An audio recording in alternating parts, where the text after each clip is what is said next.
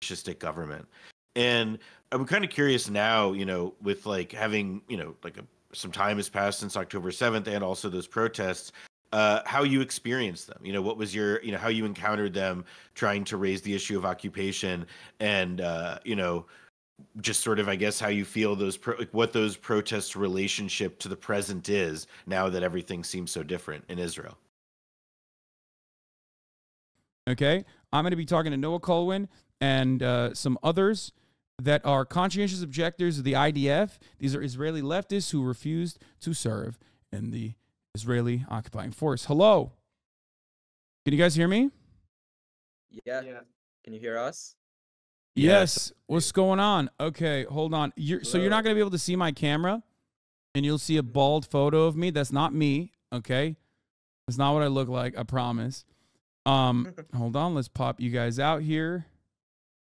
All right. And, all right, let's do this. This is a good way to do it.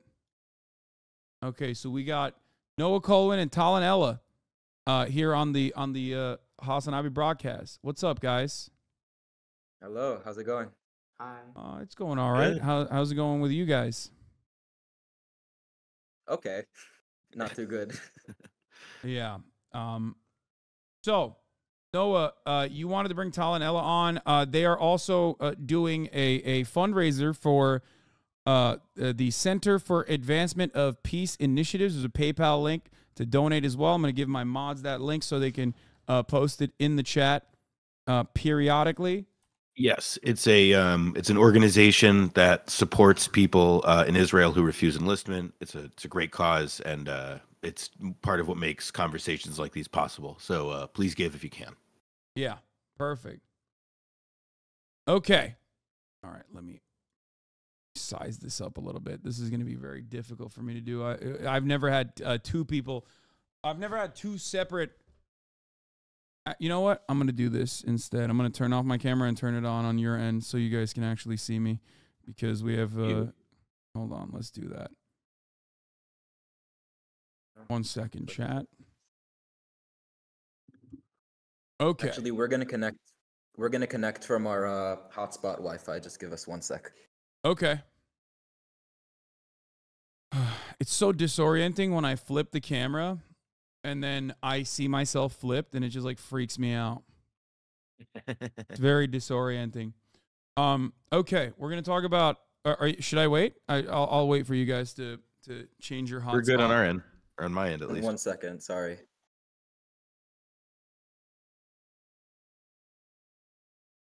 Okay. How you been, Noah? I've been good, man. I've been good. Just shaking a cold, but glad to be here. Okay, right. Can you guys hear us? Yeah, we can hear you. Yeah, if you actually, could you just turn up the mic on your end just a little bit? Yeah, I've already cranked you guys up a lot, but yeah, if you could just turn it up on your end, I think that would help a lot. All right. Do we hear you now? 1 second. Oh, it's in the settings. 1 second. Sorry, I haven't used Discord in a while. Input volume is on max. Can you hear us better now? If it's on max, it's fine. I can crank it up more. It's all good. I mean, I can hear you. Noah, can you hear him? Yeah, I'm just gonna put on headphones. Okay. All right. So, explain to the chat who you guys are, Tal and Ella, if you don't mind me, because they wanna know what's going on. Yeah, you wanna start? Sure. I'm Ella. I'm 17. She, her. I'm currently in Tel Aviv. I'm a Mesarvot activist and an activist in several other spaces as well. That's it. Yeah. I'm Tal. I'm 18. I just finished high school. I'm currently in the process of refusing service. And I'm also an activist in the Mesarvot network. So I was thinking that perhaps because a lot of the people in chat and those watching won't necessarily know a whole lot about how, like the mechanics of mandatory enlistment in the Israeli military. So, I was wondering if you could each talk a little bit about, what is the requirement and what happens when you refuse it and why it's so exceptional for people to refuse it. Every non-Arab teen gets the draft order in Israel. That means if you're Jewish or like someone who came to Israel at a young age, you get the draft order.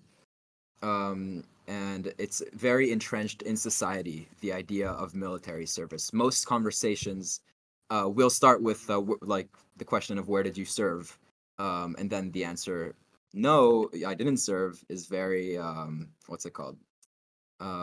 It Out of the ordinary. out of the ordinary, right? Right. Yeah. It's like you're talking about dozens of people every year, perhaps, who do this in, a country of several million. Right. So actually, the idea that everyone serves in the military isn't necessarily true. Actually, 50% of the people who get draft orders either do not finish their service or don't serve at all. This includes the Haredi population, the ultra-Orthodox. They get exemptions on religious basis. People who get exemptions on mental health, and all other kinds of exemptions. But Yeah. only if you actively refuse and serve time in a military prison. Yes, only few get jailed. Yeah. I remember, this is kind of sounds silly, but I remember there was a Taylor Swift Stan account that went viral on Twitter a couple years prior that came out of nowhere and was like, oh, sorry for being offline. I was in jail, and people asked like what was going on. And I remember them saying that they refused to serve for the Israeli military, and that's why they were placed in prison for an indefinite amount of time. I'm not entirely sure what happened to them, but Turkey has mandatory military service as well. We have pardons. I myself did not serve in the Turkish military, despite being Turkish, because You contribute to the Turkish mission in other ways. Yes, exactly. By dismantling the American imperialist state from within, one Twitch stream at a time. However, there are obviously pardons, is what they call it. Off is what the word is, that you can pay to not serve, especially if you went to college. Then there's like limitations, like your terms of service get lower. I don't know if Israel has a similar process there as well. And then beyond that, if you have dual citizenship, or if you have worked in a foreign nation, specifically for me, it was America, for a couple years at that point, all you need to do is like pay a fine, and then you can go back to Turkey if you want to without a prison sentence. However, people do definitely go to prison in Turkey for not serving in the military, for sure. And in Israel, also, I know many people, I have friends and even family members who did not serve because they had, medical exemptions, and it was just it wasn't a particularly difficult process. There's money and there's appeals, but what does throw a wrench into it, and what is exceptional, is to refuse on the basis of conscientious objection, on the basis of opposition to military policy. So I guess, how did, for both of you, Tal and Ella, what was the basis of your objection? How did you come to, want to refuse this thing on a basis that marks you, and puts you, in a different category from, the rest of Israel by and large? Sorry. So from a very young age, like there is like talks around like military service, like it's a very prominent part of the culture. And for me, from that very young age, when it was mentioned and talked about, like I knew and imagined that I don't really want to hold a weapon and harm people. I was a very gentle child. But I was continuously told by family members and friends that I can contribute in other ways, that I can serve in a desk position or do some kind of media work and so on, or Intel. And only in the past few years, it became increasingly clear for me that I just can't let myself in any condition serve this system. Yeah. So for me, it was a little bit of I came to my conclusion a little bit later than Ella. But I did grow up in a house where both my parents did not serve. They immigrated to here from the U.S. And the politics was talked about in a lot in the house. And from a young age, I did know that there was this conflict, and that both sides were kind of these bad guys. But only at a later age, I realized that there is a cycle of violence here, but there is an occupier and an occupyee. Is that how you say it? Occupied. Occupied, but I like occupyee. I think that is I'm gonna be using that more and more. Right. So through school and through like other through other programs, I learned math and computer science, and we were told that if you learn this, then you will probably get into a high ranking intelligence unit, and then right after the intelligence unit, you will go out into a high paying job. And I saw that as a pretty good option, an option of not holding a gun, an option of not killing people. But then after reading a little bit and seeing what the intelligence units actually do, I realized that every one of these positions, if it's a intelligence unit or someone that just brings coffee to a general, every one of these positions aids and is part of the apartheid regime and the occupation. And when one thing I was especially curious about also in that process is, I'm sure you guys were not alone in how you thought or talked about these issues. What was it like to discuss these kinds of things with your friends? Are you doing this alone and, among your circle of friends at school, or was this, did you meet people more and more online, and that was like, I truly feel, like my age shows here a little bit, but when I was younger, I knew a lot of this was like it was networked, but in just a totally different way. I think it's difficult with the general population of people our age. I think me and many other like radical leftists, both in our age group and just generally in Israeli society, feel very estranged. Like it's a very nationalistic and militaristic culture, and we oppose these ideas.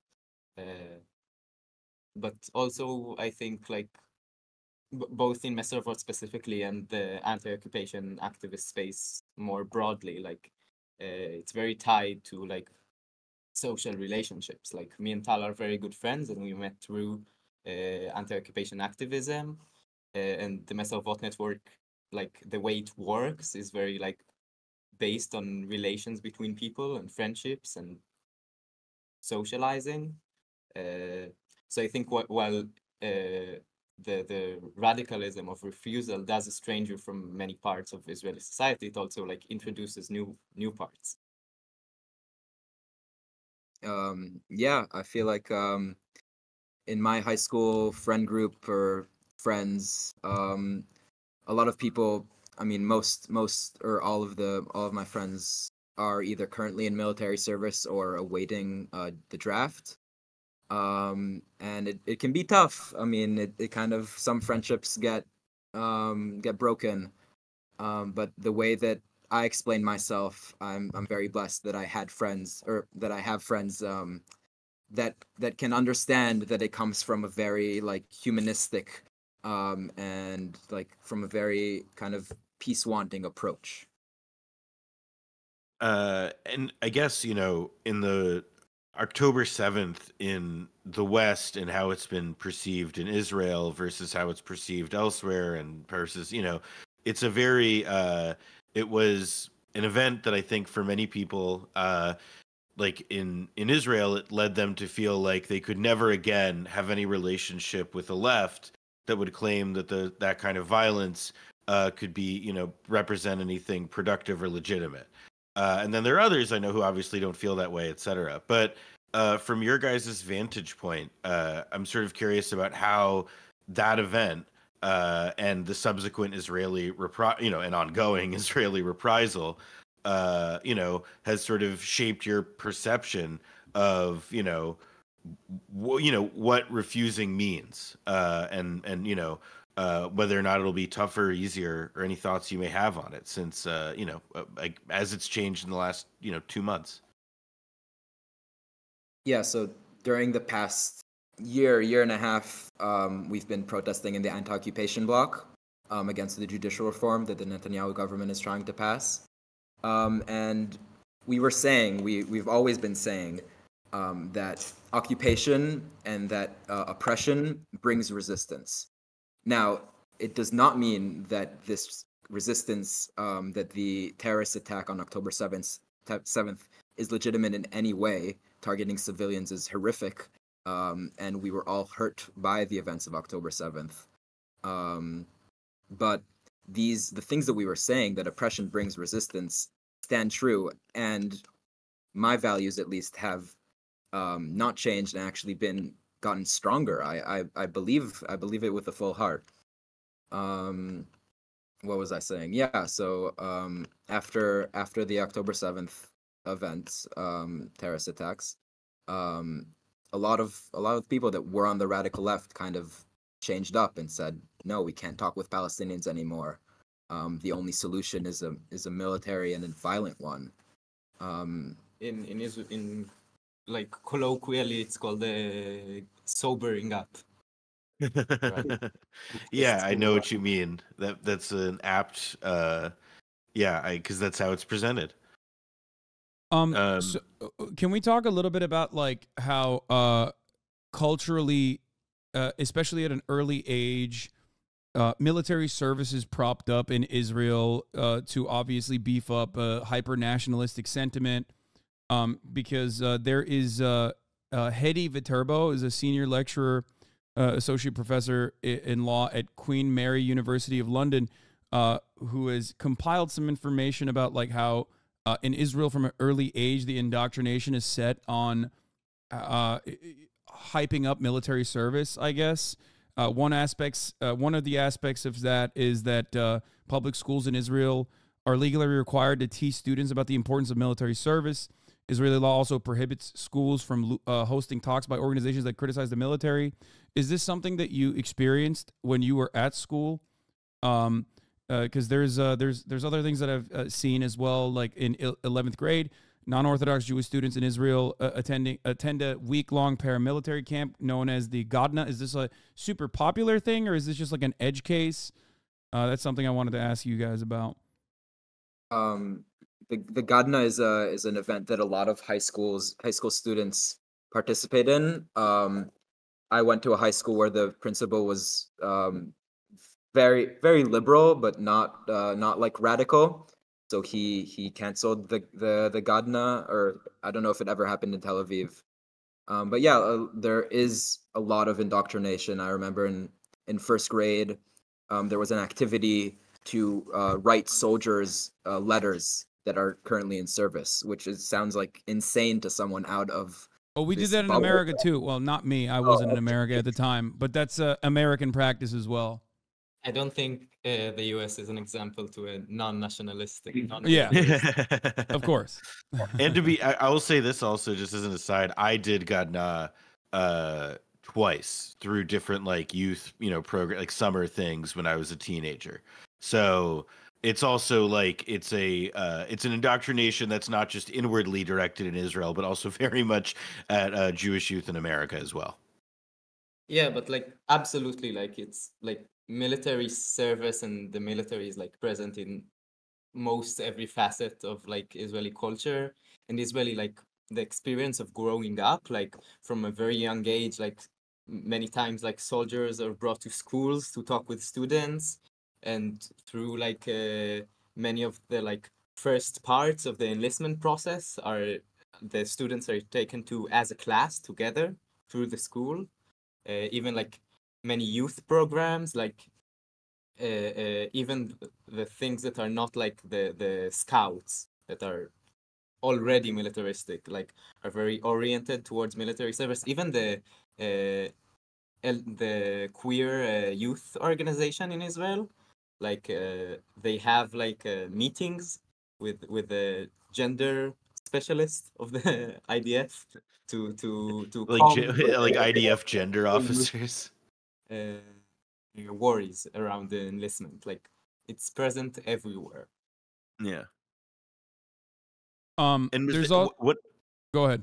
No. Oh no, one question just to that point. Also, as far as like the uh, like like programming in schools and stuff like that, is it something that like as high school went on, I mean, like how did the process of like enlistment and stuff get integrated into your education? To the extent that like you're talking about like, oh, math and science prepares you for like a job in a really sexy unit, or like, oh, you're not like, or somebody who may not necessarily be a university student in the future, they'll be like, okay, start preparing for a life in the military, and then they'll sort things out into the future. So, like in the U.S., in high school there's a very big focus on getting into college, and learning stuff in high school that will help us in college. In Israel, it's exactly the same with the military. It's seen as a kind of bouncing pad into civilian life. It gets talked about also as a melting pot between the periphery and the city And the different ethnic groups and the and different ethnic cultures. groups. But in reality, the army is far from that. Mostly high class, mostly rich people go to the intelligence units and get bounced to a better job. And the people that get sent to the front lines to die are mostly periphery people, mostly Middle Eastern Jews. And they get sent in the name of the country, in the name of the homeland. Yeah, like in schools, the IDF is very commonly presented as like a tool of class mobility, while in practice it only strengthens class divisions. Yeah, Wow. that's a really, I think, good point, and you're right to mention it because Israel, an American, like it's Israel, the Israeli army is presented as like a sort of equalizing institution within Israeli life, and that Americans especially are presented with that it's even kind of a vestige of Israeli socialism, when in reality, as you guys just explained, it reifies, it makes real and lasting a lot of the class divisions that exist within Israeli society. You, Hasan? Well, there was another thing. The Tel Aviv municipality presenting a military camp. This is from Yediot. A camp that is for children as young as the age of 3. But beyond that, one thing I wanted to ask you guys is like what the Israeli left looks like now. Noah brought on Dr. Ofer Kasif early on. I think it was like immediately after October 7th, as a matter of fact, right after he got expelled from the Knesset. And beyond suspended, him to and be a couple, clear, suspended, not expelled. Not expelled, suspended. Sorry. And beyond his party and beyond a few of the Israeli leftists that are in my chat, at least, that we joke around about, like how there's 10 leftists in Israel and they're all in the community. Like, what does what does the Israeli left look like?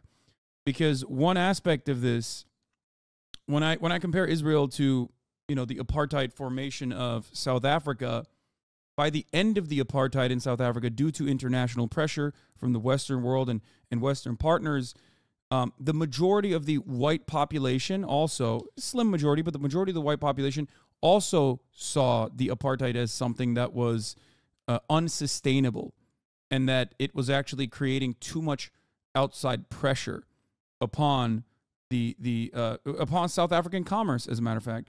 And I feel as though there obviously needs to be internal pressure within Israel, and yet it seems like the Israeli left is marginal at best, or non-existent at worst.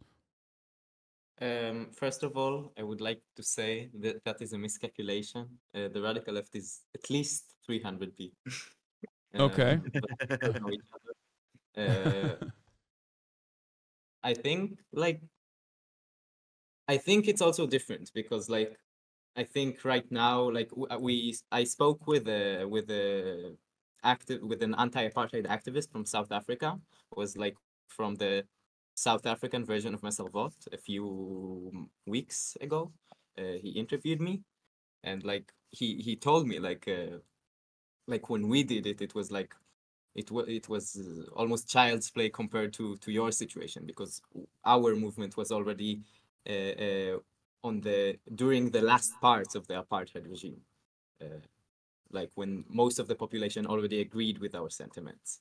And I think while we are not at that in that same situation, there is space for that to grow. Like ultimately, it is the Israeli populace's best interest to stop the occupation, because we recognize that terror attacks aren't great for us, and Yeah. that the apartheid regime isn't great for us, and that the continuation of this not really a solution of the Palestinian Authority isn't great for us. So we have to find a practical solution. And even if you hate all Palestinians, which you shouldn't, but even if you do, expelling and or killing or genociding millions of people just isn't a very practical solution. So we're gonna have to find a way for all of us to stay here and live together. And I think that sentiment is what can take off, and does take off, and did take off at least before the 7th of October within the Israeli population. Yes. Like for decades, the sentiment here was, a lot of the population was, the idea was to maintain the conflict, and manage the conflict, Yeah. as in not do anything and hope things get better. And now after the October 7th attack, this conception has totally been shattered. And we offer a place where everyone will be able to live together in peace and security. But what's scary is the right wing that is offering another solution to the broken conception of managing the conflict, which is a transfer or genocide of all Palestinians. And to the point of transfer and genocide, I think one of the big questions that exists in the discourse, particularly in America, about that is that, well, sure, Israel's killing many civilians to target Hamas, but it's not genocide because Israeli society is not arranged, and it's a democratic society, et cetera, and so forth. And I kind of want I don't think that people have to be cartoon villains to permit or even themselves carry out really atrocious acts of violence. That goes for anybody at any point in history. Although obviously everybody, certainly my reference point for all that kind of stuff and that morality is the Holocaust. And so I'm curious from your guys' perspective about how how this kind of violence can be normalized, or how it is normalized within Israeli society beyond just enlistment, but sort of when we talk about a militaristic culture and so forth, that the other part of that, or that another side of dimension of that requires dehumanizing Palestinians and these people with whom, as you said, Ella, it's in the Israeli populace's best interest to live with peacefully. I don't think you can really call it's a democratic culture. There are millions of people in both in East Jerusalem and the West Bank, and The Golan Heights. in Gaza and the Golan Heights, who are directly affected by the policy decisions of the Israeli government and don't have any effect on it. And don't even have democracy within their own areas. Like the West Bank hasn't had an election in way too long, and that's largely because of the Israeli government's policy. So I don't really think it can be called a democracy. And also, I don't really see how a democratic culture can't enact a genocide. I think, like, practically what's happening is the violent transfer of millions of people. And I think, I don't know what we call it, is like, call it what it is. Also, like, are they not cartoon villains? I mean, they're saying there are no civilians there.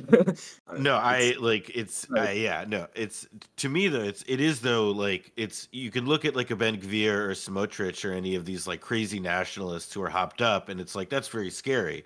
But like, I also think that they're, it's like, Ariel Sharon didn't act that way, although he acted pretty close, and he was the guy who oversaw Sabra and Shatila and all that. But one thing I was, before I just kicked it back over to Hasan, before I forgot, I did want to sort of bring up the question of, you guys mentioned earlier that you were in the anti-occupation bloc within the broader protests against judicial reform that were taking place earlier this year after the election of the current right-wing fascistic government. And I'm kind of curious now, with like having, like some time has passed since October 7th and also those protests, how you experienced them, what was your, how you encountered them trying to raise the issue of occupation, and, just sort of, I guess, how you feel what those protests' relationship to the present is now that everything seems so different in Israel. Wait, I just want to go back to one point before, just a short thing. About the banality of evil. Yeah. Yes, so that's what, banality? Yeah, banality. Yeah. Yeah, so that's a thing that exists in the US, in Israel, in Germany. So, yeah. The anti-occupation bloc. Sure. I think, like, I first want to recognize, like, with how many problems I did have with the broader anti-judicial overhaul protests, like, it was the largest, like, anti-establishment protest in the country ever. I think that's, like, impressive on its own. I very much appreciate historically the protests for what they were. And I also think, like, it wasn't just that, like, for example, like, for a few weeks, right next to where the anti-occupation bloc was in the Tel Aviv protests, there was an anti-vaxxer block. It was like 3 people. Them, like, even if their point did stand, which it doesn't, like, they just take this struggle and then say, oh, but what about vaccines? And I think with the anti-occupation bloc, what many from the general protests eventually did realize is that it's not just that we say, yes, dictatorship is bad, but what about the apartheid? What about the occupation? It's like really, really interlinked. Like, it's not just by case that the people bringing forward the judicial overhaul are all settlers from the West Bank. It's not just by case that all the laws that they are trying to enact will allow them to annex more and more of the sea territories in the West Bank. It's not just that they further the apartheid laws within the Israel between Arab Israelis and Jewish Israelis. It's like the goal of the judicial overhaul, with how much it does harm Israeli women and Israeli queer people and so on. The goal of it is to further the occupation. Yeah, it seems. I mean, it's what reactionary ideologues do globally. Some use the occupation and the national security concerns to make their religious objectives to turn Israel into a full-blown Jewish supremacist religious ethno-state, which it already is well on its way to becoming, despite the fact that the majority of the population being secular themselves. Or some people who are secular themselves can't necessarily object to the far-right heel turn, or maybe don't even recognize it because they have said national security concerns. One thing I want to ask you guys is that there's beyond the radical left that we talked about, the 300 individuals in Israel. There is obviously, I think, like a larger community of, I would say, maybe soft Zionism or people who are not as against the apartheid, critical of Israel, or at least, I guess the question I have is organizations like Ombim Beyachad. Am I saying that right? Ombim Beyachad. Ombim Beyachad. Would you say that this organization, which translates for those of you who don't know in America to Standing Together, is an organization inside of Israel proper with Palestinian citizens of Israel, right? It's comprised of like Israeli Jews and Palestinian citizens of Israel, and I mean, I feel as though, like, I want to understand, has the attitude changed in the Jewish Arab movement for peace in the direction of saying, no, we have to eviscerate Hamas, we have to kill everyone in Hamas, and that's why this siege in Gaza is actually justifiable? Or has it moved in the other direction where people understand that this is like an unmanageable apartheid? What would you say to at least broader organizations within Israel in the liberal front and how they feel about it now? So it's funny you mentioned Standing Together. They are actually like, I mean, they're not broad at all. I mean, they're also seen as like the radical left. I didn't mean that they are not, like, they face Israeli society and Palestinian citizens of Israel society, but they are also, they're not seen as Zionists. They do not consider themselves a Zionist organization. They don't consider themselves anti-Zionist either. But they are a good example of an organization that, after the October 7th attack, has not stopped, and they keep calling for peace. They keep calling for a just solution. They keep calling for justice for Palestinians and an end to the occupation.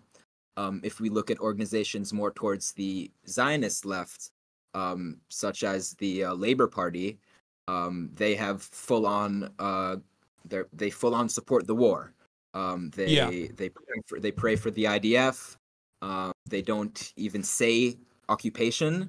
Most of the way that they talk to Israeli society is by saying that the Palestinian problem is a problem for us, and that's why we need to separate from them. We can't live with them. My favorite is Isaac Herzog, of course. I mean, he's a bold and brilliant leader. Yes. I mean, for people, I'm just mentioning him so that people understand. Like, I mean, he's the president, which is a symbolic role in general. You might recognize him as the guy who will bring up a copy of like the Al Qaeda manual every now and then, or a annotated version of Mein Kampf to say that we have to keep killing children. He is a Labor Party representative, but I mean, I guess the Labor Party is like completely eviscerated anyway, right? Yeah, it totally crashed. I mean, the whole Zionist left has crashed since the Oslo Accords. The Labor Party used to have like a chance to be prime minister, and now they're sitting, like, they're under the percentage that they can get into parliament. And the only kind of hope for the Zionist left is this politician by the name of Yair Golan, and the way he gained popularity in the past few weeks is by being a soldier and by rescuing. I mean, in October 7th he rescued a lot of people, and now he is fully in support of the war, and that's the way that he gained popularity in the past few weeks. Yeah, but even then, this is like this is the representative of the Israeli left to the broader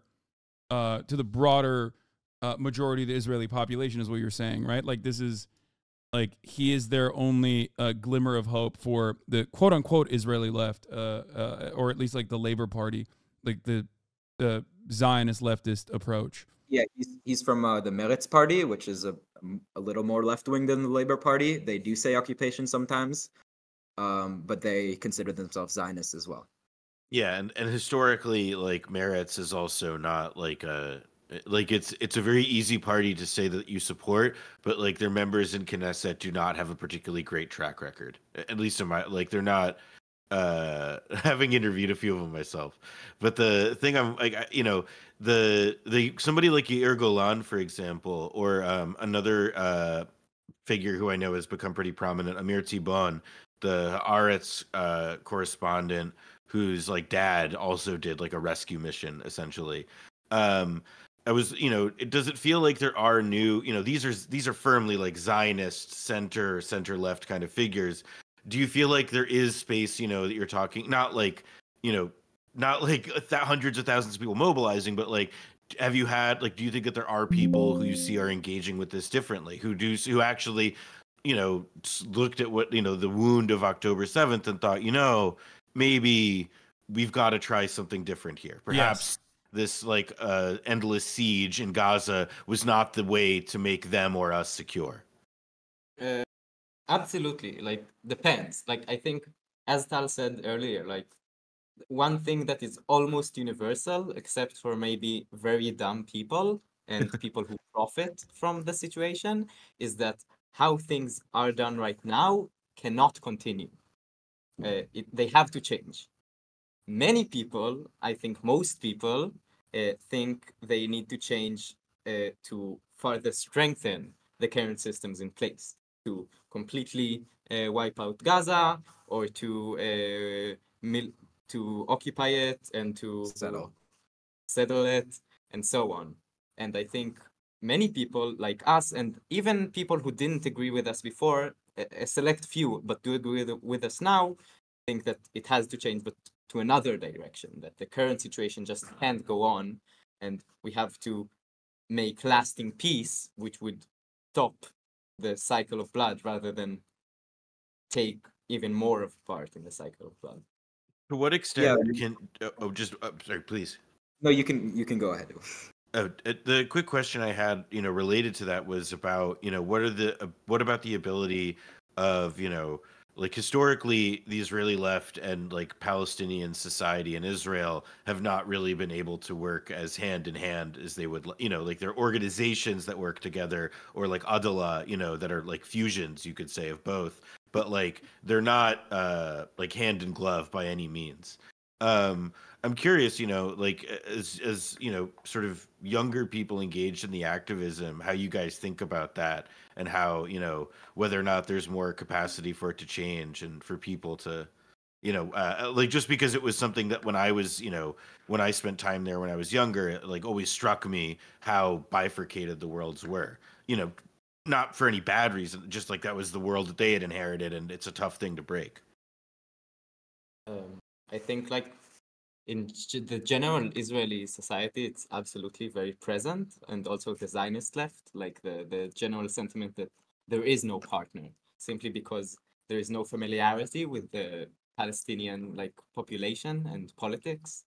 Like for example, there's like a very common sentiment among the Israeli populace that they like film the signs in the West Bank in the entrance to the A territories where this place is dangerous for Israeli civilians. You shall not pass under any circumstance. It's like, bro, like you just need a Palestinian pal with you. It's like it's a legal technicality. It's not dangerous for you. Like maybe you'll get looked at weirdly, and depends on the place, but as far as I understand, the danger, at least from some formerly like ultra nationalist, ultra Zionist settlers, even from the West Bank, like and their firsthand accounts, the danger comes from being recognized as a part of the Palestinian population, because the at the checkpoints, once you cross over to the Palestinian side, if you don't have, because you're maybe afraid that if you wear your kippah, people will think you're Jewish and harm you. If you hide that you are Jewish without your identification papers, they are not going to know that you are Jewish, and therefore all of a sudden there's an attitude shift where the real danger or the real fear does not come from Palestinians there, but instead of how you might be perceived by the Israeli occupying force in that moment. That's what I've at least heard from a perspective shift. Yeah, from sorry, some I'm formerly continuing my Zionists. points. Close my train of thought. I apologize. And like in practice, like there is partnership to be made. Like that's not the reality. Like sure, maybe the Zionist left has a big problem with collaborating with Palestinian people because they simply aren't talking to Palestinian people. Like the minute you identify yourself with the system that oppresses them, maybe they wouldn't really want to be your partners. But Israeli Jews who actively oppose the occupation, suddenly we see new possibilities, and suddenly Palestinians do want to work with us. Like, for example, the Hadash Jabha party.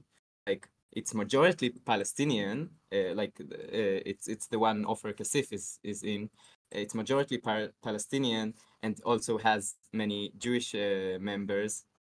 I am a part of the Young Communist League in the country, Banki or Shabib al like and like it's also majority Palestinian, but has many Israeli Jewish participants. Like there is partnerships to be made, they just aren't as available when you're still in the mindset and in the like box of Yeah, Zionism. I think that's a really good point because it is mindset. Like it's not there aren't material barriers that and to your point about those signs in territory A, like like they're not real. It's just a sign. A Palestinian isn't gonna like kidnap and rob you just because you're in the like there's and it is a degree to which it's like like as you're saying like a lot of like all that inhibits people from engaging with Palestinians really is just a matter of not seeing them like the other all the time.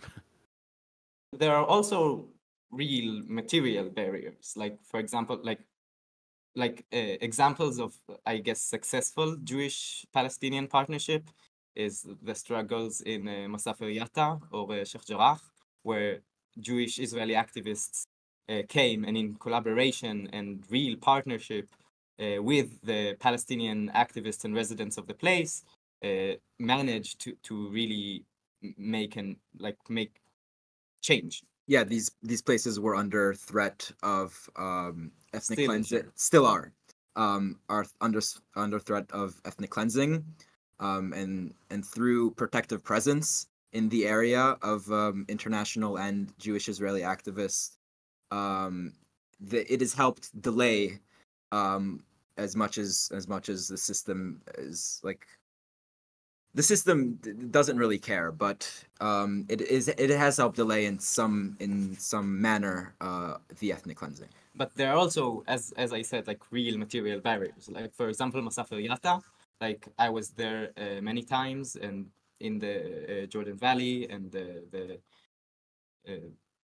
more generally the West Bank. I was there many times before the 7th of October attack, but since then, as the settlers became more heavily armed and more violent and had more of a military backup, like I don't go there out of my own volition, or I guess out of my mother's volition, because it's unsafe. But of you're course, saying that you're saying much less unsafe for me, but also for me, like going there right now is unsafe. Like friends of mine were shot at in Masaf Yatta a few. And also, the day after, a couple days after October 7th, a couple of our friends were doing protective presence in the Jordan Valley in a place named Wadi Sikh. And the settlers came there and took two Palestinians and pointed their guns at them. And also they basically kidnapped the Israeli Jewish activists as well as Palestinian activists in the area. And they got beat up and their phones taken away.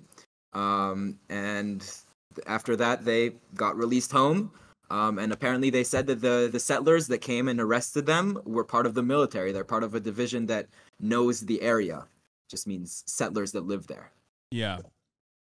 There's a lot more mobilization of settlers and obviously a deliberate arming effort by Ben Gvir. American small arms have reached the hands of settlers consistently, and that has obviously escalated since October 7th.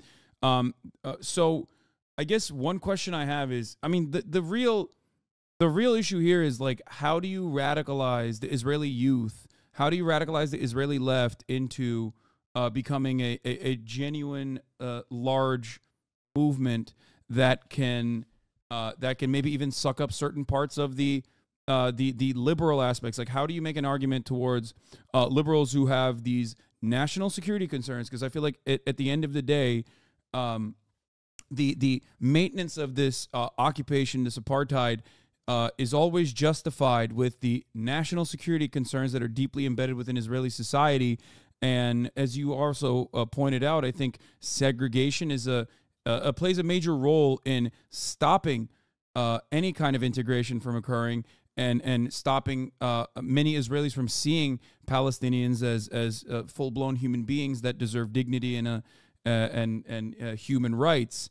So how do you break through that beyond placing Israeli Jewish bodies in between settlers? Because I feel like on the subject of settlers, this is a contentious argument even amongst liberal Zionists, right? Like, some people correctly recognize that the settlers actually make Israel look bad. Like, there is obviously mistreatment of the Palestinian citizens of Israel, which is embedded in the law as well. However, like, that would be fine, and some level of the some maintenance of the occupation would be fine. But then the settlers and their actions make the rest of the world look at Israel in a different way, is kind of what I see from at least a lot of the liberal Zionists in Israel who think like it's bad PR. How do you get those guys to, I guess, develop a more moral stance, and how do you integrate, or how do you grow your movement so that there are more kind-hearted, more moral Israelis that see Palestinians as human beings instead of the constant dehumanization that they are subjected to? I think we saw of course, this struggle is ongoing, but I think we saw very big strides of improvement during the anti-judicial overhaul protests. Also, like, for me at least, like, it's not a matter of making the Israeli population more moral or more kind-hearted. Like, I really don't give a shit. Like, it would be nice for me. I would have more people to make friends with. But like, it's a matter of like practicality and like political power and like action. And I think if the way to end the occupation is to truthfully convince the Israeli population that the occupation is hurting its own security, I think that's a valid struggle. And I think, as I said, we really did see a massive improvement during the anti-judicial overhaul protest. Like, refusal was suddenly a massively discoursed topic. Like, we had a public letter proclaiming our refusal to serve that had over 280 teenagers before enlistment sign it.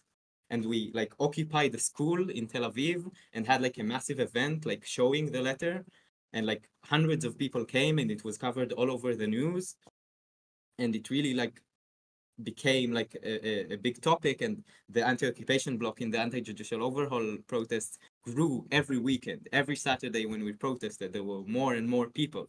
We started at around like 200 participants in the anti-occupation bloc, and then at the most we were like 3,000-4,000. Like, I don't know if it's 3,000-4,000. it was 3,000 Okay. for a few weeks there. Okay. Yeah. Also, the idea of the like PR, whatever, the bad PR is an idea that we're seeing a lot. There's a term called pigua asparati, which means hasbara attack, which, yeah, it basically frames like, oh, don't post the Israeli military humiliating civilians in Gaza because it's bad for PR. I do think that maybe we shouldn't be calling it Hasbara attack and instead be calling it not very moral. It's not that hard to switch the words and to actually recognize what it is and not just tell people to keep it on the side and not talk about it while keeping it up. Yeah, well, one aspect of that actually is something that Jeremy Scahill wrote about on The Intercept recently. There is, as far as I understand, an IDF PsyOps division that also maintains a Telegram channel, quite similar to the very famous Telegram channel that I'm sure you guys are familiar with. The one that has 100,000 followers at this moment, where they celebrate a lot of the Israeli occupied forces operations in Gaza, the humiliation of Palestinians and blown out mosques and schools and whatnot. It's a very popular Telegram channel as far as I understand, but then the IDF's very own has 6,000 followers, not as popular, but still something to, I guess, pay attention to. This kind of thing obviously makes the Israeli occupation look bad, because it is bad. It's an apartheid. What is the what is the reception from the Israeli left to things such as this? Like, when you see things like that, does that have a radicalization component to others who see it and think, okay, maybe that's a little bit too far? How do you feel about that? Or by the way, I don't know if you are familiar with what I was talking about at all. I just kind of dropped it in there, but yeah, I don't know if it's the same thing, but a couple days ago or yesterday, there was a Haaretz coverage that actually that was it. That's the one. The Gore Telegram channel. Right.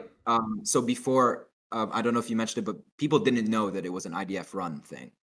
And the name of it is 72 Virgins, which, if you're familiar with, I think he's familiar. Yeah. No, I'm talking to everyone, but people didn't know that this channel was run by the IDF, and I think people kind of, a lot of people can't live with, like, they can't be okay with the IDF posting this gore and celebrating it. But while critiquing the IDF's PR actions, I think a lot of people still are for the war, but in a little bit of a different way, where maybe don't be so proud about it, but keep doing what you're doing. Yeah, and also generally, like, it's more of a disgust than condemnation. Like, people don't like when an IDF soldier beats up or strips naked like a Palestinian man, but they don't really care when, like, the IDF does it through buttons on a computer, because then it's less in their face. Like, it can be, you can estrange yourself from the situation. It's more alienated. Do you think that explains why the IDF, and because this is a qualitative difference from, how they've done war in Gaza and the West Bank before, like, why the IDF is doing so much bombing? Because you can't just push a button. I think, yeah, like, there's a reason, like, why like, soldiers are better off when they don't see all the harm they're doing. Like,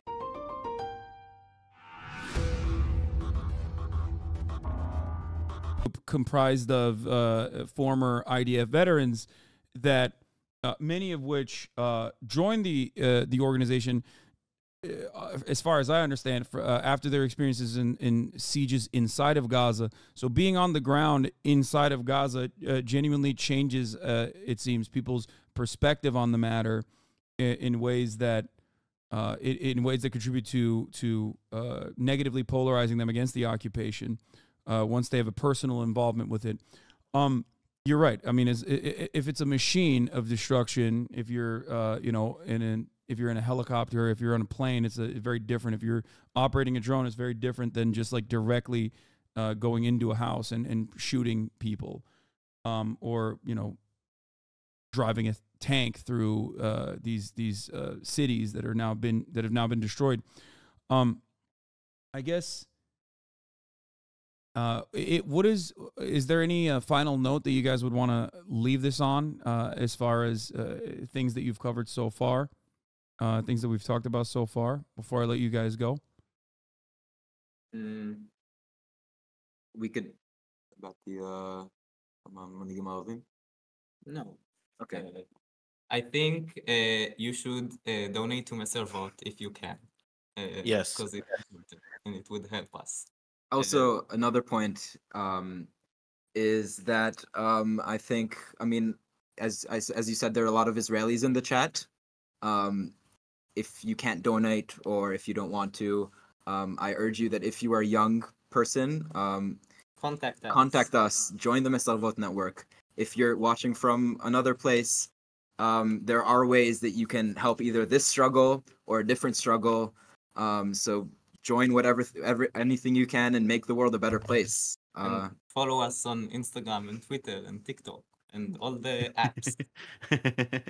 What is the here? I'll put those links as well. What is it? The what's the Instagram account for Mesarvot? Or I mean, I'm saying it wrong, but MESARVOT. And I think on Twitter it's the same but with the one afterwards. Wait, hold on. Yeah. No, it is an underscore. Okay. Yeah, it's Mesarvot with MESARVOT underscore.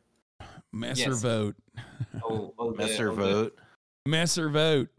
Here you go. I'll link it Right in now I'm preparing a post for the fundraiser that will be up by tomorrow, hopefully. So if you're not, see you tomorrow and then don't. Okay. Thank you guys so much. This was a really, really special and edifying conversation. Yeah, thank you for your bravery as well. I mean, you guys are doing an awesome thing. I think hopefully people recognize that here in America. I mean, you're taking a courageous stance, especially at such a young age. We appreciate you guys having us on. All right. Okay. Thank you, Noah. My pleasure. Take care. Bye, everyone. Okay.